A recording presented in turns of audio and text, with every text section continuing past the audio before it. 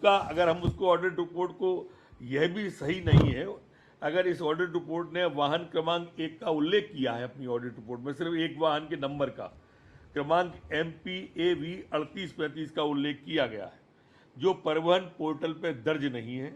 अभियोगों की जांच में यह स्पष्ट हो गया कि पोषण आहार वास्तव में क्रमांक MP 15LA 3835 से किया गया, न कि वाहन क्रमांक 15AV 3835 से। अब ये LA और AV का अंतर है इन दोनों में, बाकी सेम है।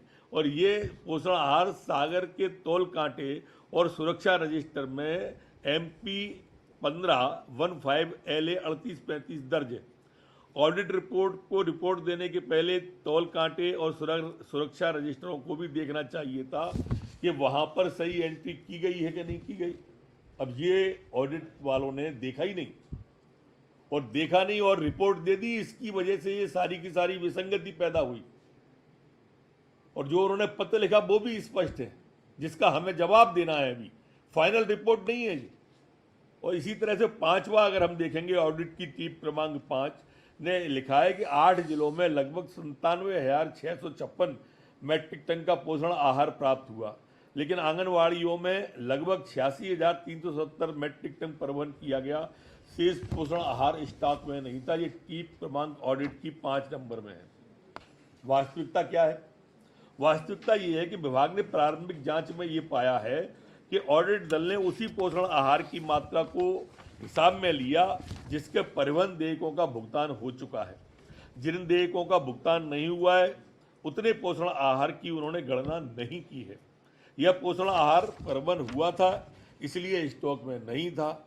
मात्र परिवहन का भुगतान न होने के कारण यह नहीं माना जा सकता कि पोषण आहार वास्तव में परिवहन नहीं हुआ है। आप देख रहे होंगे कितना स्पष्ट रूप से हम एक एक चीज बता रहे हैं। इसमें 38,000 मैट्रिक टन, टीप क्रमांक 8 में ऑडिट ने लिखा है कि 38,000 मैट्रिक टन पोषण आहार में तत्वों की कमी पाई गई। अरे तत्वों की कमी पाई गई, इसीलिए तो 19-20 में हमने 35 करोड़ रुपए रोक दिया है जिनमें पोषक तत्वों की कमी थी। ये समझ में नहीं आई। बिंदु 7, 9, 10 रिकॉर्ड संधारण निरीक्षण आदि के संबंध में विपरीत टिप्पणी की है भाई, इसीलिए तो कार्रवाई की। कार्रवाई हमने की, किसी और ने नहीं की है। और वास्तव में जो पंजी, दौरा, डायरी, स्टाम्प के समस्त अभिलेख जो हैं अभी विभाग में उपलब्ध हैं। विभाग के संपर्क में ऐप में भी निरीक्षण प्रतिवेदन दर्ज है। यह सब जानकारी ऑडिट को पुनः दिखाई जाएगी। उनके द्वारा कोई संज्ञान अभी नहीं लिया गया है, और इसलिए ये स्थिति के बारे में ये सारे जो तथाकथित नेता हैं वो स्पष्ट रहे और इस पत्र को वो पढ़ भी लें। ये पत्र जो है 12/8/22 का जो पत्र है, इसके अंदर ही उन्होंने स्पष्ट रूप से उल्लेख कर दिया है कि आप इसमें हमें 2 सप्ताह में हमने जो लिखा है उसके तथ्यों को सत्यापित करके अपना अभिमत 2 सप्ताह में दो। उसके बाद यह तय कर सकेंगे कि इन्हें केक के प्रतिवेदन में शामिल करना है कि नहीं।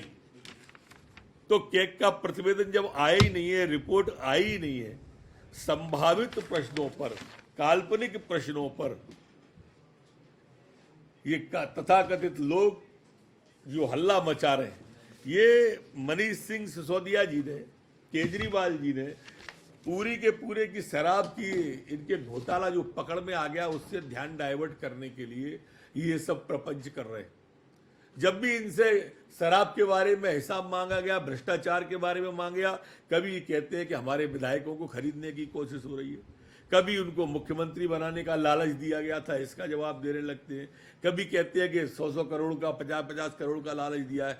शराब को छोड़कर बाकी सब बातें करते हैं। वही उपक्रम उन्होंने कल ट्वीट करके अपनाया है, वही उपक्रम दिग्विजय सिंह जी अपनाते हैं, वही उपक्रम कांग्रेस के सो कॉल्ड नेता अपनाते हैं। मध्य प्रदेश के अंदर 2 सप्ताह के अंदर उन्हें जवाब दिया जाएगा। कोई घोटाला और भ्रष्टाचार जैसी बात हुई ही नहीं है, दावे के साथ कही जा सकती है।